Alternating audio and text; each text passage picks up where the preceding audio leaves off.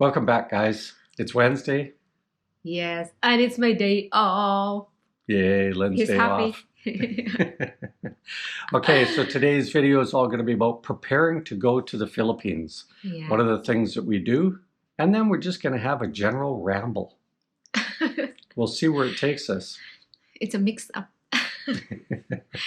Remember, guys, we'll never be asking you for a coffee, no donations, none of that stuff. No. We're all about pay it forward. So please like, subscribe, And comment. As we get ready to go to the Philippines, Jennifer Terry's YouTube channel is coming quite handy over the last year or two here. Right. And so she made mention about monkeypox, so I quickly had a look. This is a non-issue, guys.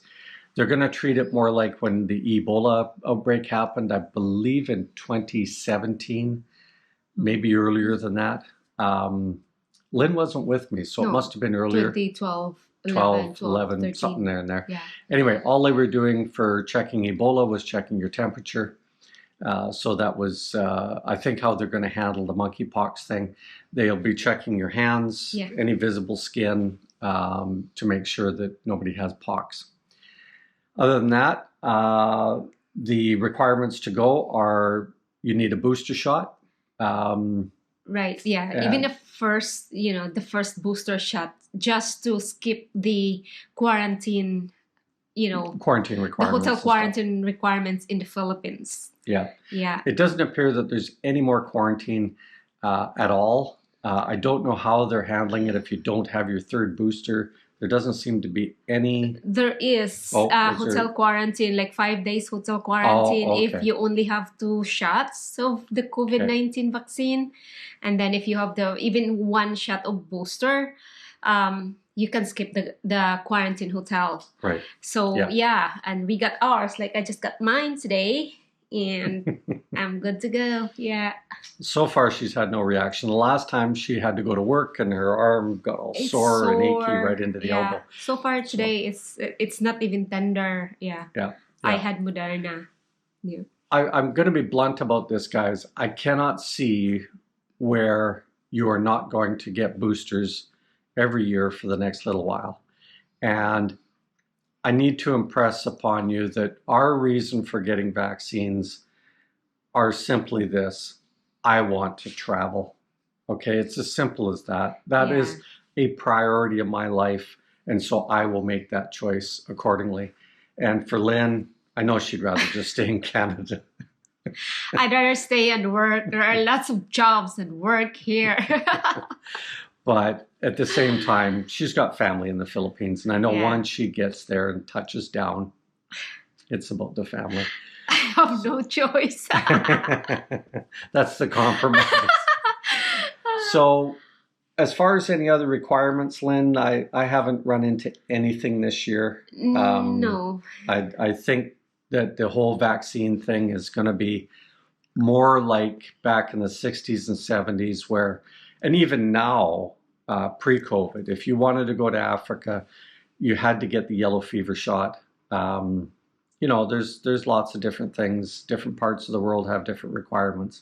And so that's just the reality of it. Yeah, like ours is just still the One Health Pass for Philippine requirements is still there. Log into the website of, One Health Pass, 72 hours before the departure. Yeah, and same with Canada. Arrive Canada is still in place. Right. And I don't know if that will continue by the time we get back or not, but we'll see. It's just paperwork. So other requirements, I still haven't phoned the telephone company or my cell company yet. I haven't phoned the internet company.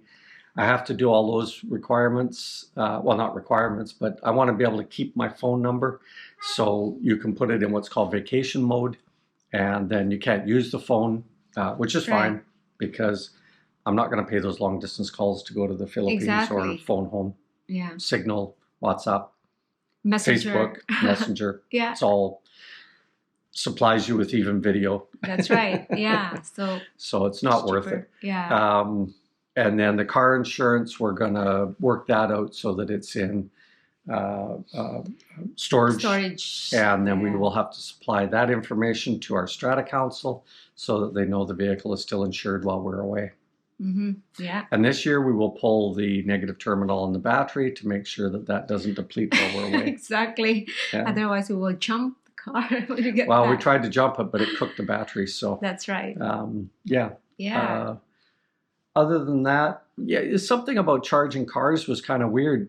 They say now that the alternators are designed in such a way only to charge the battery at the optimal times. So just because you have somebody go and start your car for 15 minutes, it's not charging the battery more often than not. Yeah. So, yeah. Anyway, interesting technology stuff, right? Right. So, yeah. Other than that, Lyn's tree is still dropping 500 peso notes off the money tree.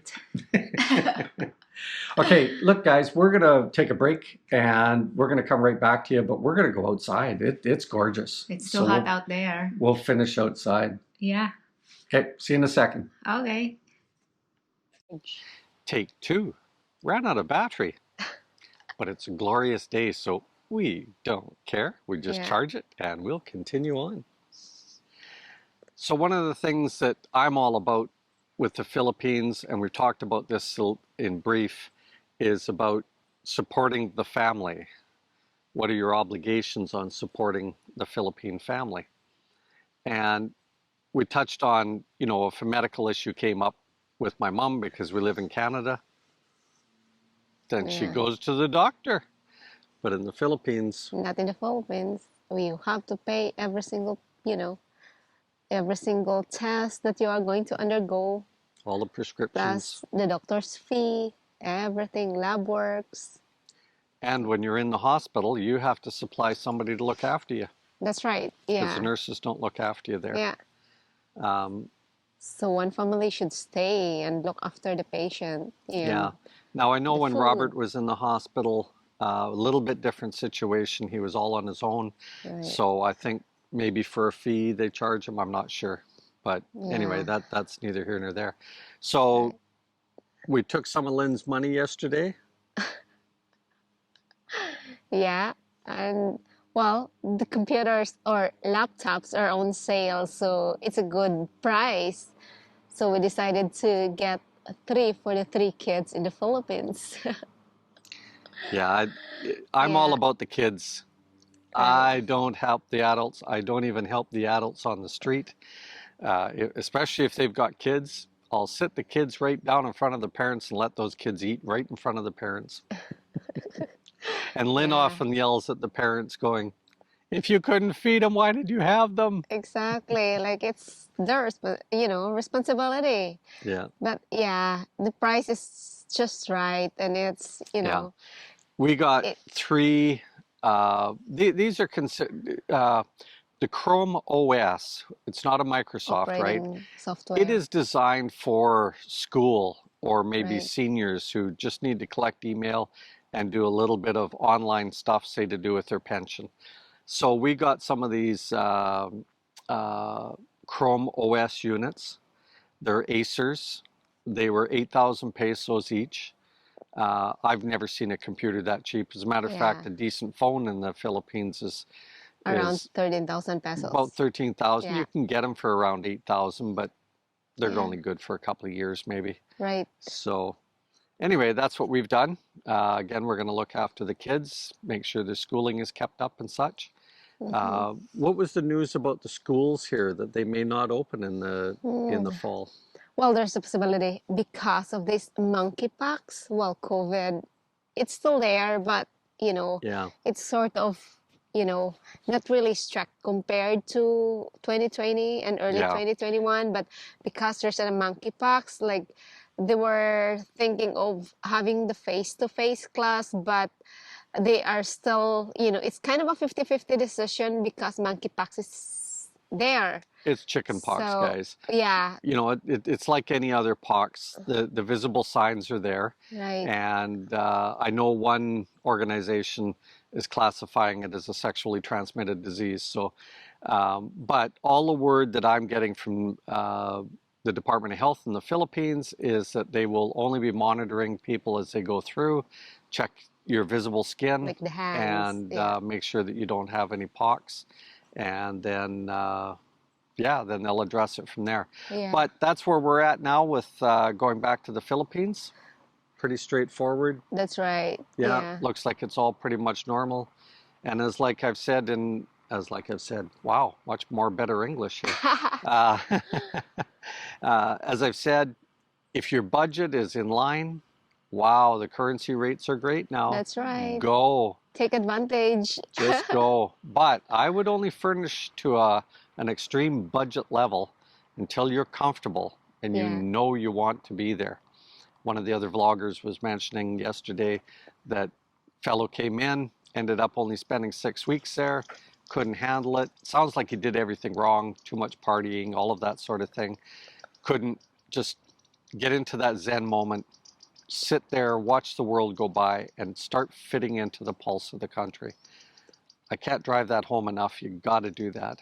And anyway, apparently he furnished this whole unit, walked away from it, told the landlord, there you go, keep it all. I'm out of here. Oh, lucky landlord, eh? Yeah. That's the way the Filipinos look at it, right? But, you know, guys, the Philippines isn't going to be for everybody. So even if you go there for an experiment, or you're going to look at a whole year to give it a go, or your whole objective is it's got to be long-term, go slow. Please go slow. Yeah. Go slow. It's important. Just absorb everything and observe how people live their life there, like, you know, so you could adjust yours. And one other feature just to add that, again, I repeat a lot, but I'm going to do it less and less now, is, you know, if you've got extra money, get that really budget condo, get that minimal furniture for cheap. But then travel around, see Cebu, see Angeles, see Subic Bay, see Dumaguete, see Bohol, see northern Cebu, maybe even go over to Palawan, although I don't know that there's that many foreigners over there. There are a few foreigners in Puerto Princesa, and there are more in El Nido, but probably they're just tourists. Yeah, they're most to be tourist level stuff, guys.